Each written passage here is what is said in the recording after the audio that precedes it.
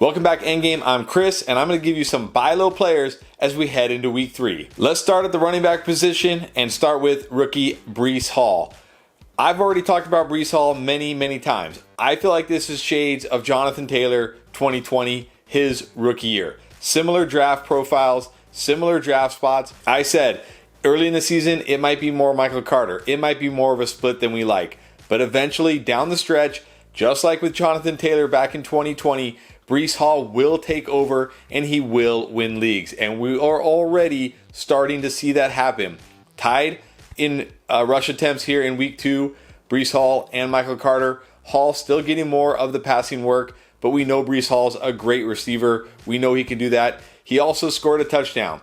His value is starting to go up. His stock is starting to go up, and the buy low window is going to shut very soon. Now is the time to strike.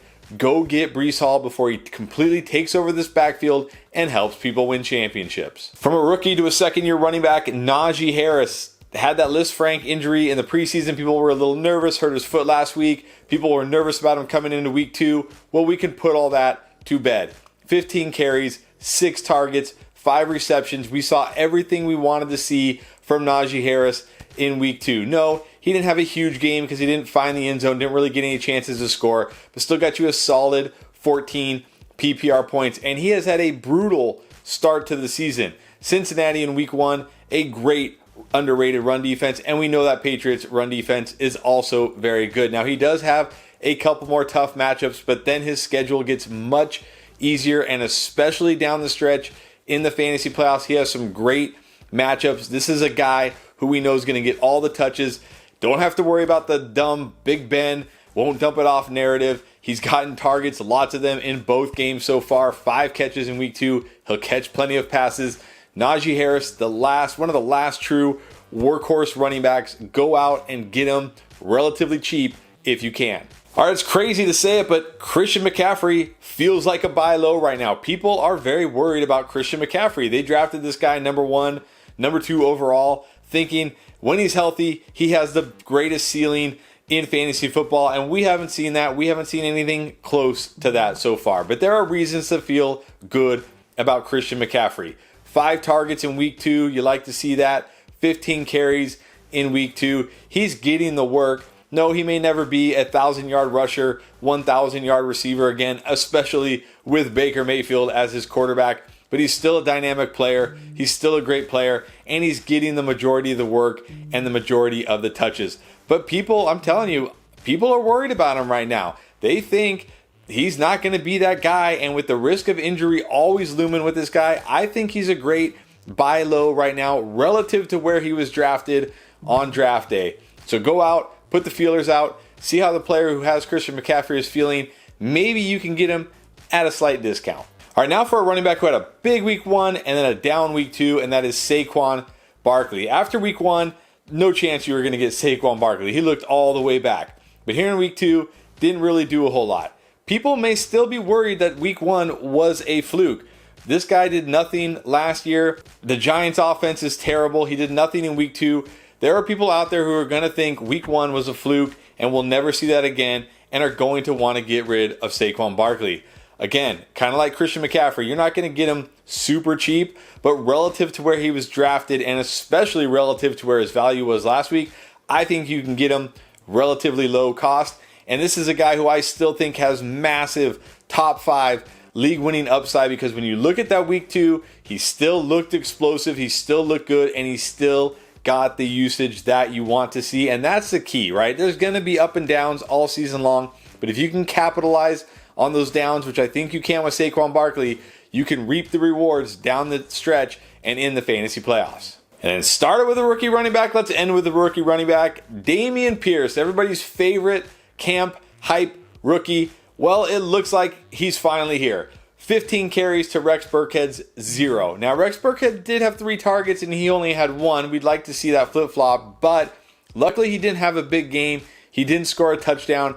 He's still kind of going under the radar, especially after last week when he busted, when Rex Burkhead got all the touches and people think he's a bust. If they just look at his fantasy points, they're going to think he didn't do anything again. But look deeper. He was the lead back in week 2. Lovie Smith said he was going to be the lead back. I think he's the lead back from here on out. Now, of course, he's on Houston. Not a dynamic offense, not a team that's going to move the ball up and down the field, run a ton of plays.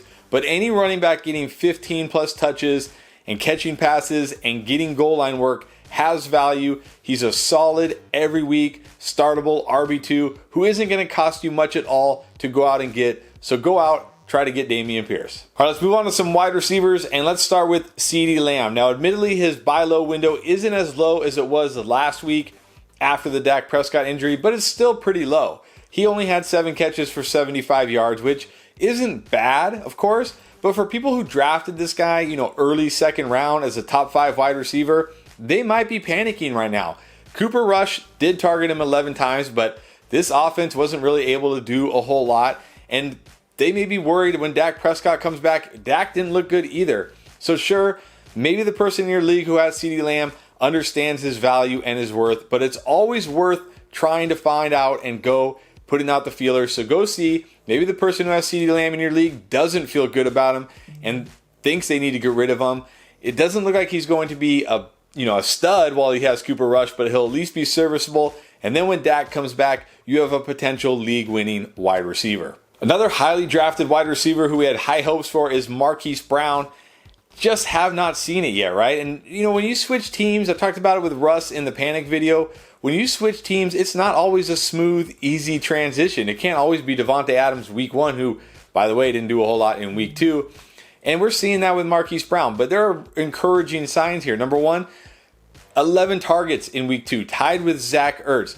That connection between him and Kyler Murray is only going to get better. Also, this Cardinals offense is a mess right now. They really need DeAndre Hopkins or some other receiver out there to take the pressure off Marquise Brown. And when Hopkins comes back, I think this offense gets a lot better. I think Marquise Brown will get a lot better. Hopefully Marquise Brown will be able to go into the slot, get those softer matchups, and hopefully Kyler Murray will have more time to let those vertical routes develop. So Marquise Brown hasn't been bad to start the year. He just hasn't been great or good. He's just been okay. So another guy I think you can go out and get relatively low in relation to his draft cost a couple weeks ago. And then let's talk about Jets wide receiver, not Garrett Wilson. You're not going to buy low on him anymore. But how about Elijah Moore?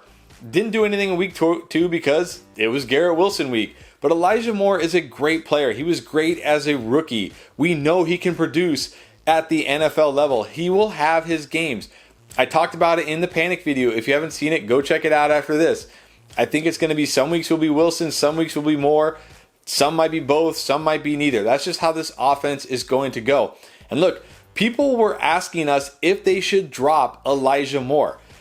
That to me right there screams buy low, because if somebody's willing to drop this guy, they don't value him at all, which means you can get him for probably a bench player right now. Somebody just sitting on your bench that you will never use.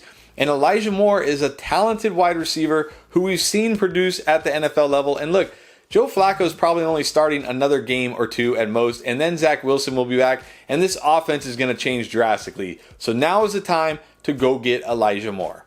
From a second-year player to a rookie, my guy, Chris Olave, he was my number 1 rookie wide receiver. I loved the landing spot this year. I loved the talent, and we saw it in week 2. We saw the potential. Now, the nice thing is he didn't put up huge numbers, right? 5 catches. I think he had 60 yards, maybe 80 yards. Not huge earth-shattering numbers. But you know which numbers were huge and earth-shattering? His team lead, 13 targets. Jameis Winston is getting a trust in Chris Olave. And this guy is probably the best route runner in this class. He can get open on pretty much every single route. And when you get open at the NFL level, you're going to get targets. He's a rookie. He's going to have ups and downs. He's going to, have terrible games, and he's going to have good games. But what do we see with rookies over and over again? Second half of the season, the game slows down. They become way more fantasy relevant, and a lot of times rookies help people win championships. I think Olave can be one of those guys, and he won't cost you much to get at all right now because he's probably just sitting on somebody's bench. And then from a rookie to a vet, how about Brandon Cooks? Had a nice week 1, nothing crazy, but a nice week 1, and then kind of a down week 2. But that was to be expected because it was the Broncos. Now, granted, Patrick Surtain did get hurt in this game, which did help his cause, but he still didn't do anything crazy, put up any big numbers, didn't score a touchdown. But Brandon Cooks is a clear number one on this team. He's the clear target monster on this team. He's going to have value every single week as a high upside wide receiver 3, wide receiver 2 type, but it's not going to take that to get him because Brandon Cooks is just kind of considered one of those guys like, yeah, he's fine, but he's nothing special. But any guy who's going to get a 25+% target share is going to have plenty of fantasy value. So if you need a wide receiver, go out, look at Brandon Cooks. Don't think it will take much to get him. And then finally, in case you lost Trey Lance this week, or maybe you lost Dak Prescott and you're looking for a QB, go get Joe Burrow. His value is plummeting right now. 4 interceptions in week 1, didn't put up monster fantasy numbers, and then really didn't put up monster fantasy numbers in week 2. And people are going to be worried. Maybe last year, was a fluke. Maybe the Super Bowl hangover. Maybe this guy's going to bust. But you got to think better days are ahead for Joe Burrow. He's got weapons. He's got Chase. He's got Higgins. He's got Boyd, Hayden Hurst, Joe Mixon out of the backfield. The weapons are there. The offense is there. Everything is there for Joe Burrow. We know he's good. So go out. Maybe you can get Joe Burrow relatively cheap if you're hurting at quarterback, whether you had Lance or Dak, or maybe you streamed and are struggling. Try to get Joe Burrow. I don't think it'll take a whole lot. Now that you know some players you should be trading for, you need to know some players you should be trading away. Right here in our week 3 playlist, we have that, as well as Start Sit, Waiver Wire, Panic, Booms, Busts, everything you need to win your week 3 matchup. So check out that playlist right here.